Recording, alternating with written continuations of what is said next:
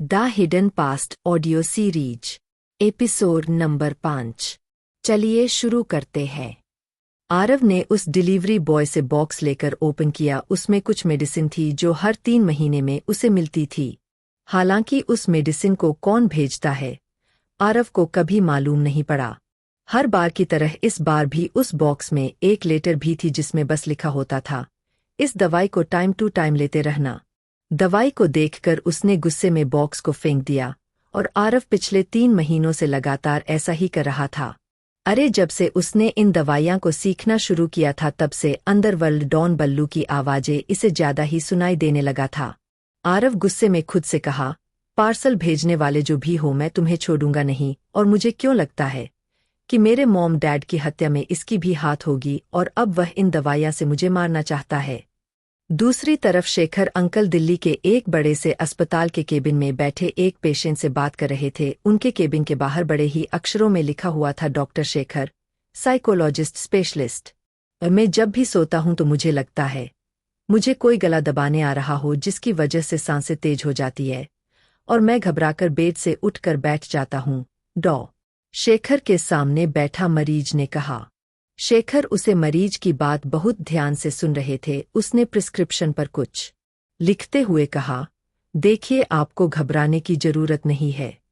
इसे हम मेडिकल के क्षेत्र में इस बीमारी को नाइट टेरर कहते हैं। मैं कुछ दवाइयां लिख रहा हूं, उसे अगले 3 महीना तक लेना है और अपने स्लीपिंग साइकिल चेंज कीजिए, फायदा होगा। इस पेशेंट के बाद डॉक्टर शेखर कंटिन्यू अगले 2 घंटे तक पेशेंट का इलाज करते रहे।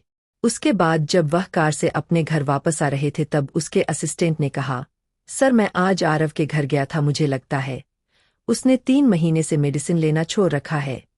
उसके कमरे पूरे बिखरे पड़े थे और सारे दवाइयां उसी कमरे में फेंक हुए थे।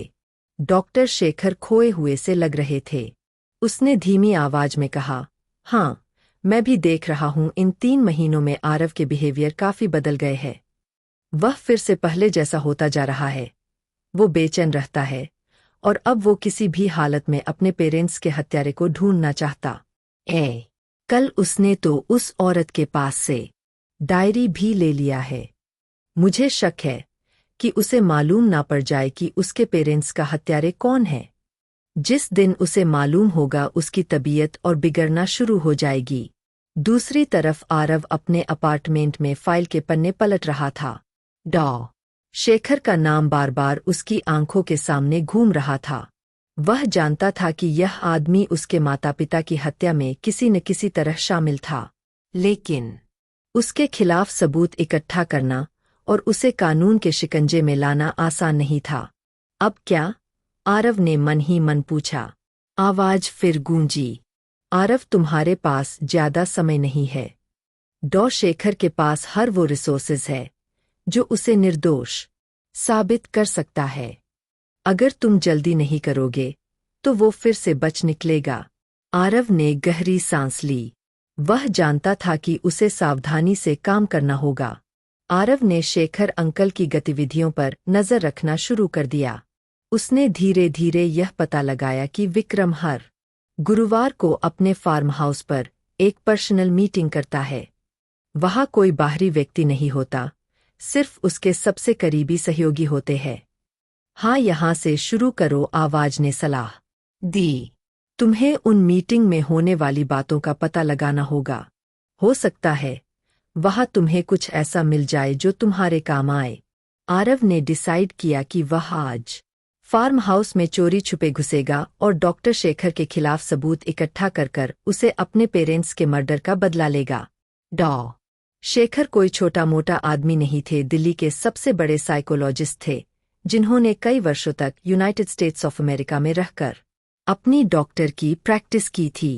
फिर भारत आने के बाद उन्होंने गवर्नमेंट के लिए काम किया था, जिसमें कैदियों के बिहेवियर पर रिसर्च किया था और उन कैदियों से सच्चाई उगलवाने के लिए कई साइकोलॉजिस्ट टर्म का यूज किया था, जिसकी वजह से कई गैंगस्टर भी उनके दुश्मन बन गए थे। इस वजह से भारत सरकार ने उनकी सेफ्टी के लिए कई फोर्स लगा रखे थे।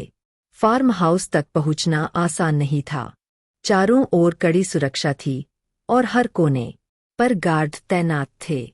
आरव ने अपने एक पुराने साथी सुधीर से मदद मांगी।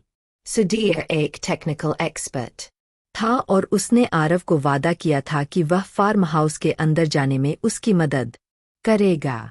लेकिन फिर भी सुधीर ने आरव को जाते वक्त वार्निंग दी थी, वहां जाना खतरनाक है। आरव, अगर पकड़े गए तो यह तुम्हारे करियर का अंत होगा।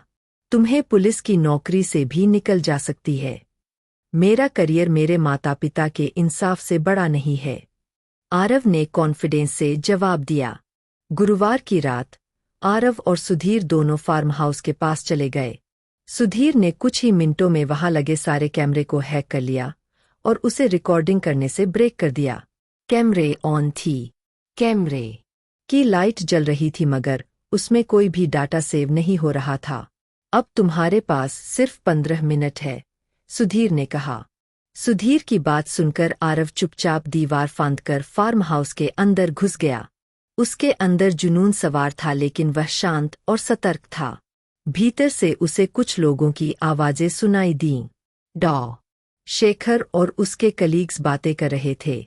हाँ, मुझे मालूम है, उसे ठीक करना ही होगा वरना उसके लोग और बढ़ते जाएंगे। विक्रम सिंह की आवाज सुनाई दी। जब आरव ने झांक कर देखने की कोशिश की तो वहां साथ में बैठे लोगों को देखकर आरव के होश उड़ गए। उसे यकीन ही नहीं हुआ कि यह लोग भी डॉक्टर शेखर के साथ मिले हुए हैं। अगला एपिसोड सुनने के लिए हमारे चैनल मिनी स्टोरी टेलर को अभी सब्सक्राइब करें।